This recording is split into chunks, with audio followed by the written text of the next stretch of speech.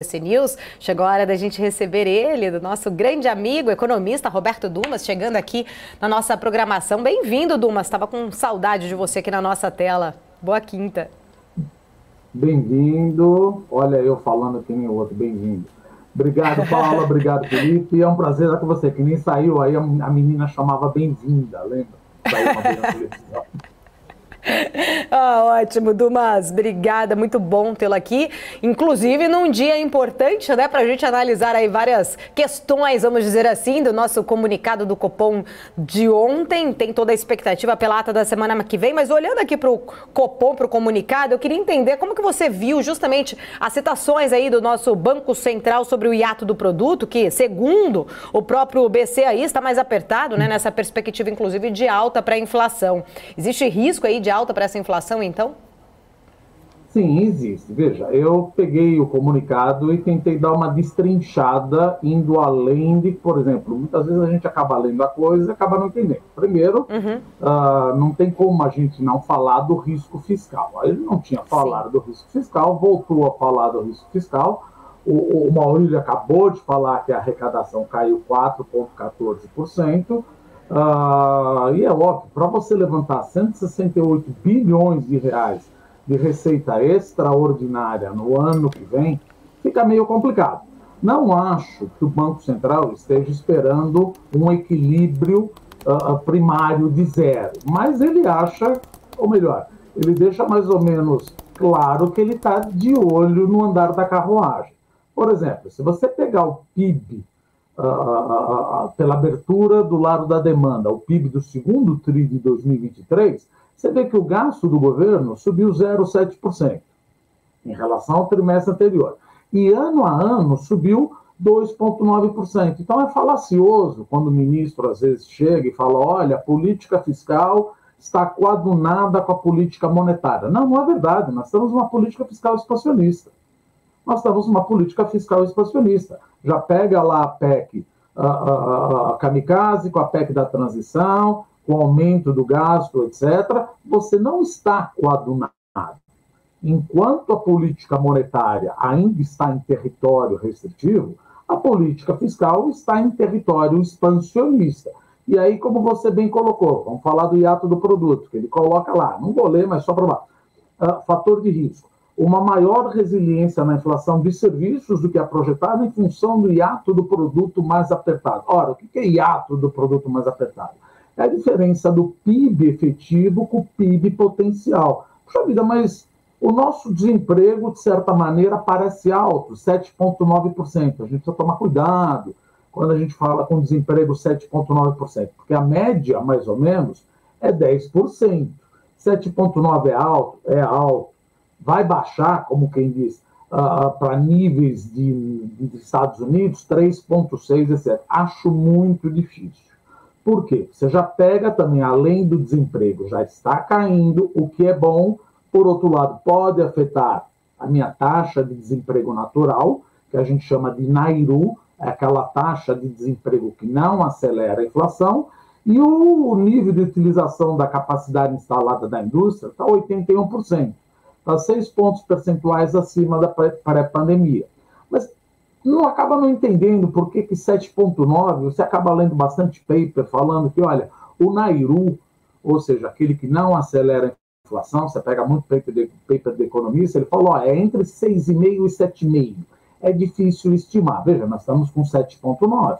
Mas o que significa isso? Que se nós começarmos a ter uma melhora no nível de desemprego, isso pode acelerar a inflação.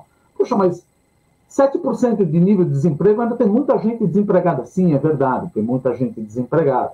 Só que acontece que 47% da população brasileira não tem um ensino médio. Então você pensa, poxa, então o Brasil deveria investir mais em educação. Nós já trouxemos isso daqui. Cuidado, que isso também é falacioso. O Brasil é um dos países que mais investe em educação em percentual do PIB, mais do que a OCDE.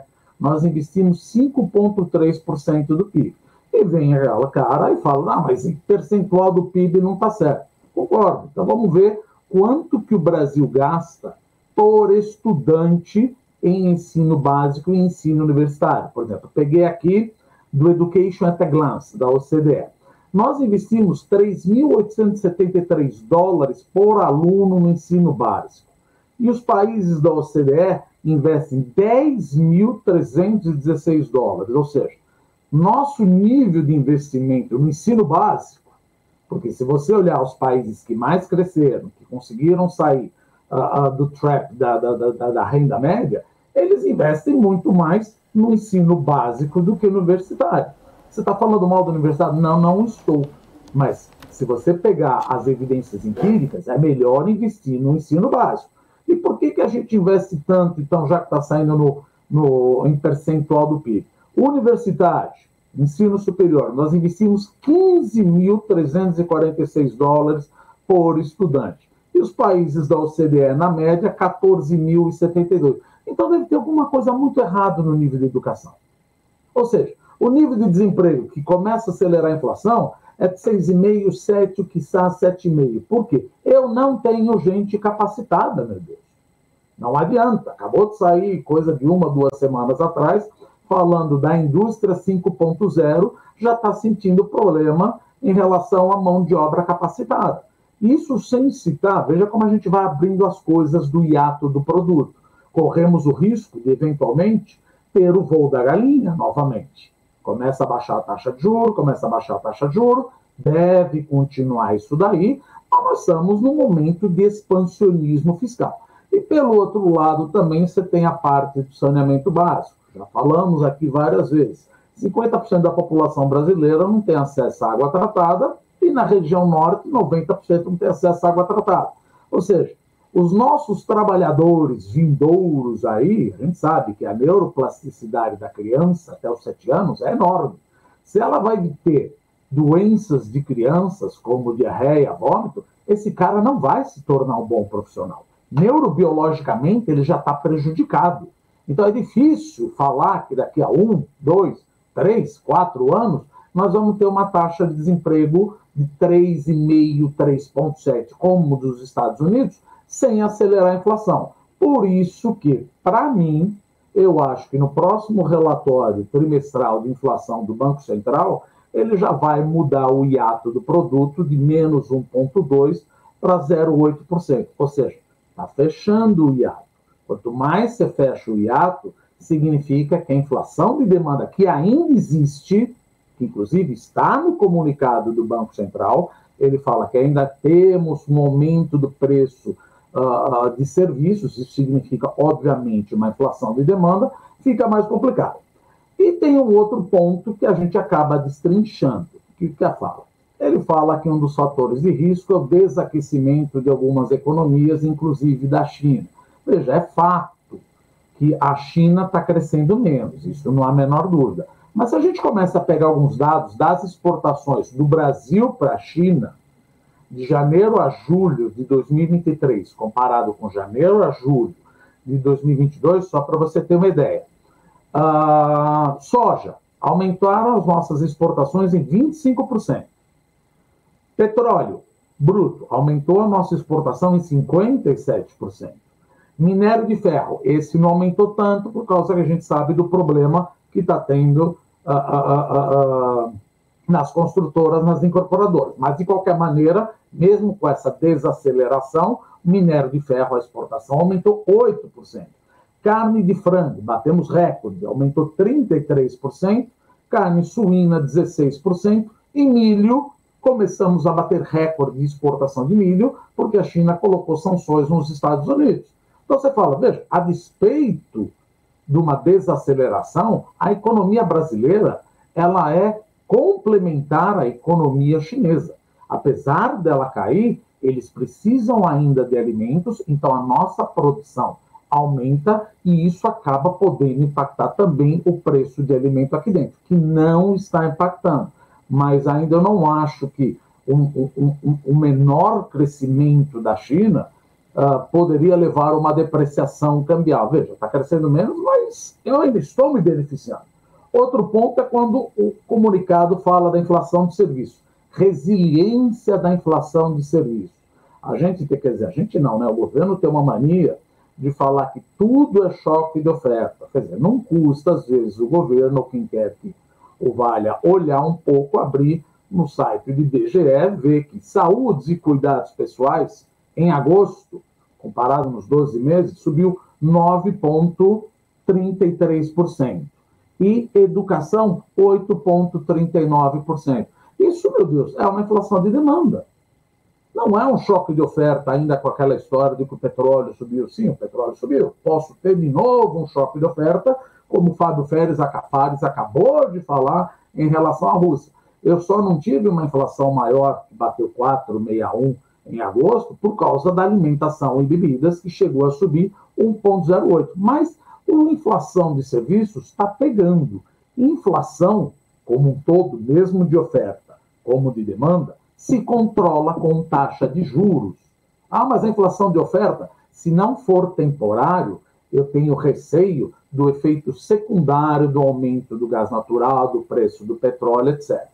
O comunicado fala também dos preços administrados. Por que preço administrado? O que é esse jabuti ou essa jabuticaba que tem no Brasil? Veja, em 1990, 1980, 1994, a gente não pode esquecer que eu vivo falando toda hora aqui.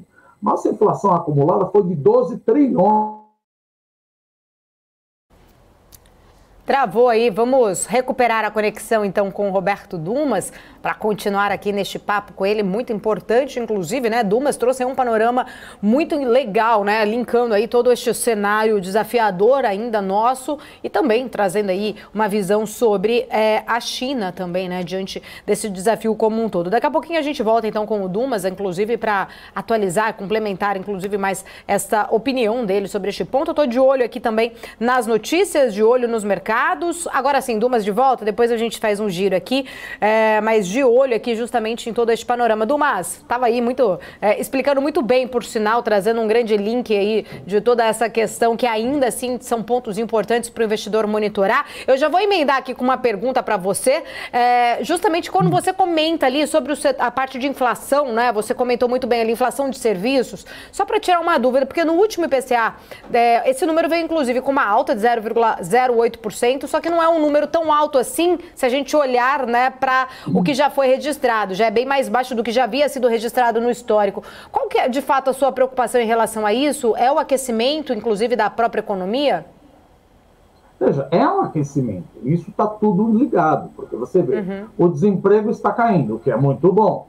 Só que nós estamos falando, quanto mais o desemprego cai, se por um lado isso é um fator positivo, por outro lado eu estou próximo do meu Nairu, do meu desemprego natural. Começa a pressionar, começa a faltar mão de obra capacitada, isso começa a pressionar a inflação de serviços.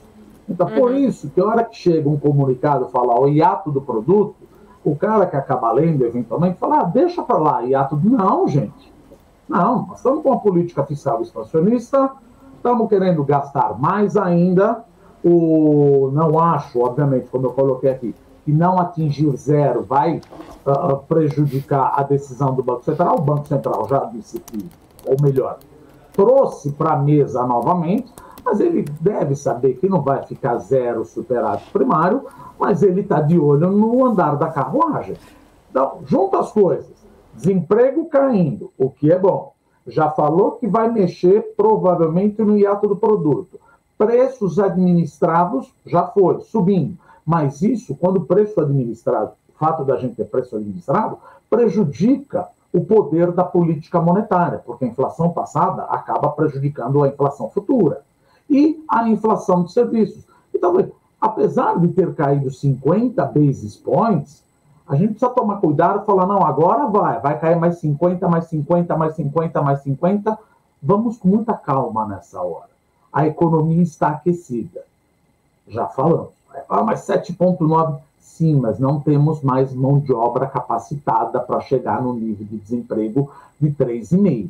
É só ler nas entrelinhas. O Banco Central está receoso com o hiato do produto.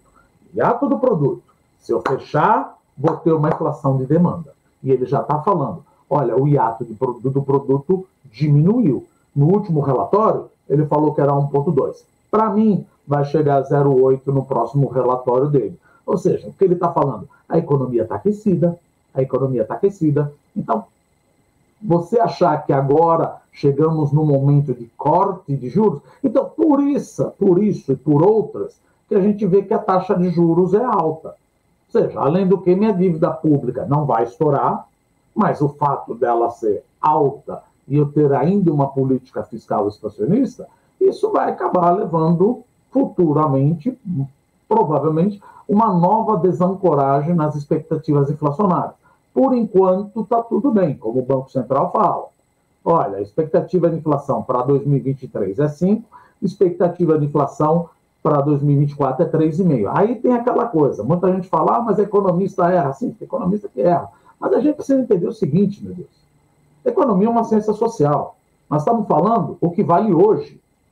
Hoje, por exemplo, o Fábio Fares acabou de falar a notícia que saiu hoje, que a Rússia vai parar de exportar diesel. Nós estamos importando 74% do diesel que a gente utiliza da Rússia. Começa a pensar, que nem você colocou aí, se eu importo com uma defasa, com um preço menor, porque a Rússia quer sair da sanção, e eu estou tergiversando essa sanção, significa que eu vou ter que voltar a importar mais os Estados Unidos a um preço de commodity mesmo. E se eu vou ter que fazer isso, isso pode acontecer o quê? Ou eu vou ter que aumentar o preço, parar com essa política de eventualmente, quer dizer, não se sabe ainda se é abrasileirar ou não, parar com essa política de tentar abrasileirar o preço do combustível, ou seja, tome aumento de preço de combustível aqui dentro, porque eu vou parar de importar de quem vende mais barato. Vou voltar a importar de quem vende o preço que é o de commodity, que vocês colocaram agora. Então, veja, não está assim tão animado a ponto de falar que agora é uma queda sustentável de meio em todas as reuniões. É só começar a dar uma olhada nos dados. A economia está aquecida. A inflação de serviço recuou, mas o que mais me preocupa é o hiato do produto e o desemprego, que para muitos, para mim também, óbvio, é bom que caia, mas se cair demais, vai faltar mão de obra. E aquele capacitado vai pedir um salário maior. Dumas, muito bom poder falar contigo, entrando na conversa agora. E aí eu tenho um questionamento, né? Porque você citou o hiato do produto, eu até fiz a relação dos riscos de alta que o Banco Central fala. Pressão inflacionária global, como você muito bem comentou, a resiliência da inflação de serviço e o hiato do produto mais apertado. Nesse contexto, e aí mirando naquela taxa de juro neutra do Banco Central de 4,5%, se houver toda essa movimentação de alta na inflação, como você está citando, de repente essa taxa de juro neutra, a própria de taxa de juros entre 9% e 10% tenha esse equilíbrio, não necessariamente a taxa de juro mais baixa lá, como algumas pessoas estavam projetando anteriormente, entre 8%, né, 7 e pouco, 8%, que seria insustentável, inclusive nesse diferencial de juros que a gente está tendo com os Estados Unidos, que pressiona o mercado. Como que está essa visão, né? De repente essa inflação mais alta pressione o Banco Central a não estender o ciclo de corte e aí permanecer numa taxa de juros em 2 dígitos, inclusive, que ainda é bastante restritiva? Ela está no momento restritivo e a gente precisa também entender o seguinte, taxa de juro real neutra, ela tem uma forte correlação com a política fiscal, com os gastos fiscais. Uhum. Se eu continuar cada vez mais dando reajuste aqui e ali, e obviamente a gente sabe que não vai bater 0 no ano que vem, deve bater 0,9. Mas se isso começar a deteriorar 0,9 de déficit primário para o ano que vem, 1,1, 1,2, a taxa de juro real neutra, ela pode muito bem, o que já estão falando, chegar a sair de 4,5 para 6. Então já está no radar de muito economista que a taxa de juro real neutra deve muito provavelmente subir em breve para 6%, que é aquela que não prejudica, ou seja, que não estimula e nem contrai a economia. Quer dizer, nessa brincadeira fica aquela coisa, Banco Central tem que fazer tudo sozinho. Não, meu Deus, Banco Central tem a ver com o expansionismo fiscal. Se eu continuo expandindo o PIB, eu preciso de mais taxa de juros. Aí fica a pergunta, aonde está a ciência de foguete aqui? Isso é capítulo 2 de macroeconomia. Se aquece demais a economia, eu continuo gastando, E isso vai gerar um choque de demanda, o hiato do produto. Ah, mas será? Não é será, já está ocorrendo. O Banco Central já avisou. Isso passou muito batido por muito analista.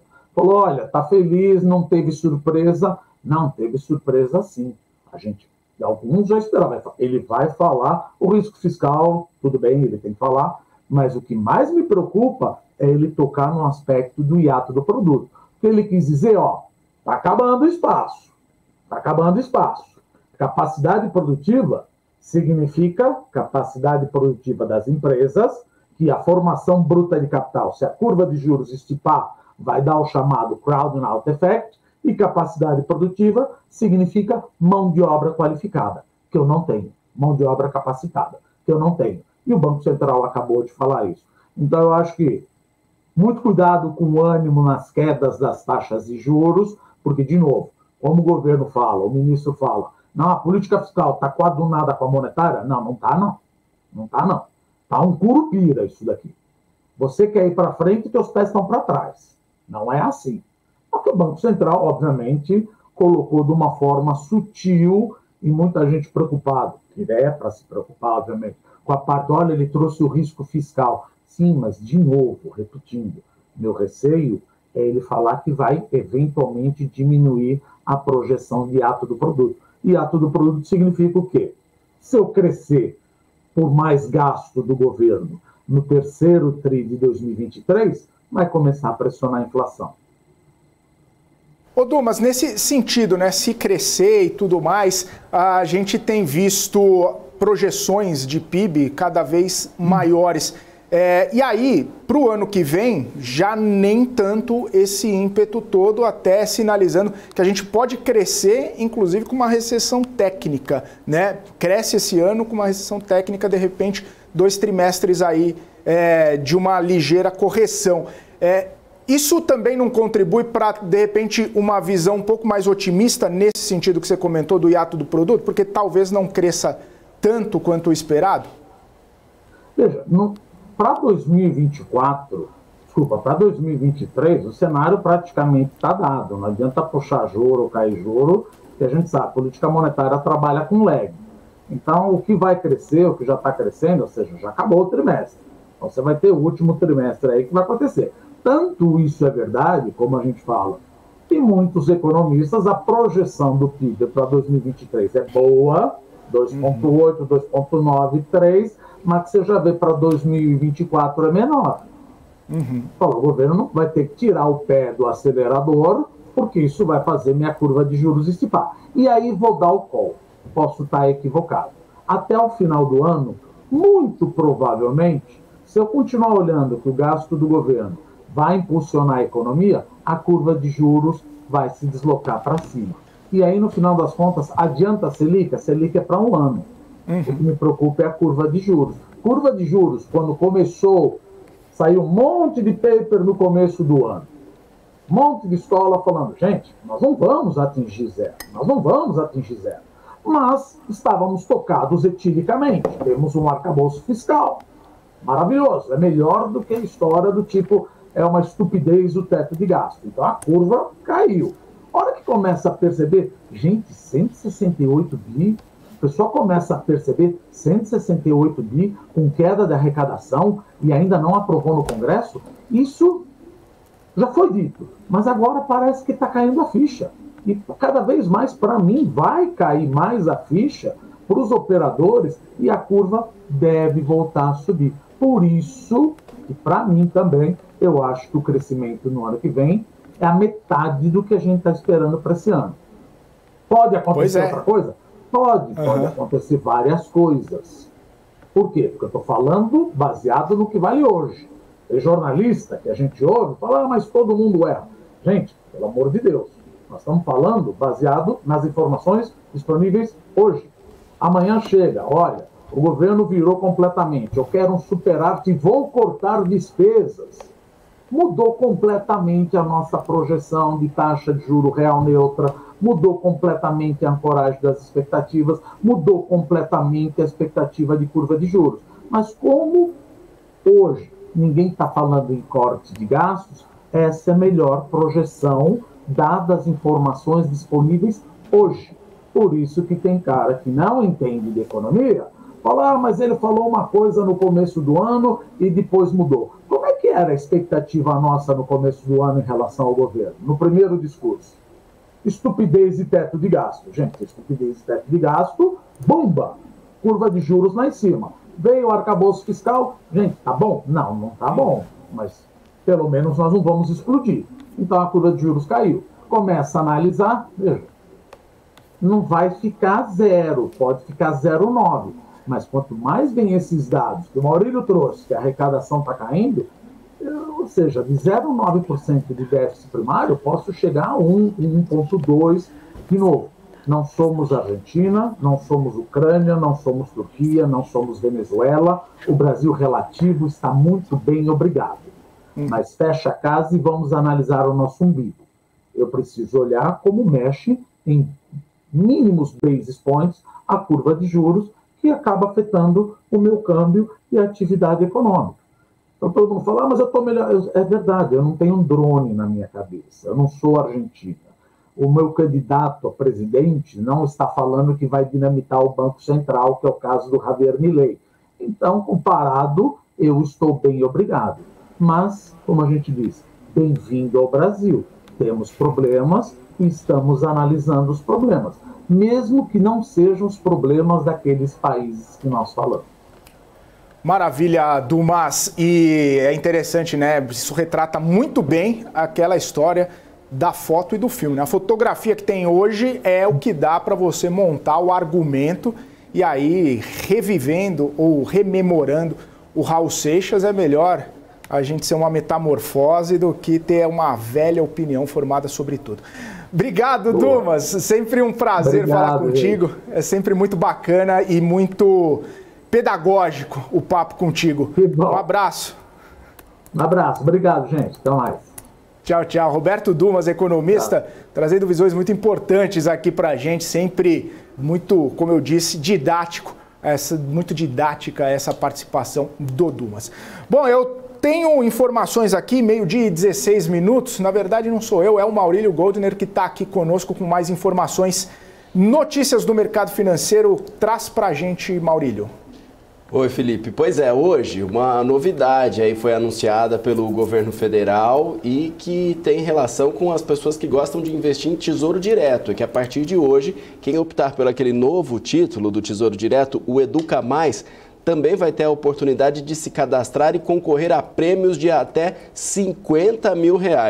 Essa iniciativa do Tesouro Nacional pretende estimular o planejamento financeiro para ciclos educacionais desde o nascimento da criança, porque aí para participar desse primeiro sorteio, os investidores devem acessar o site da campanha até o dia 6 de outubro, fazer o cadastro e vai obter um número da sorte.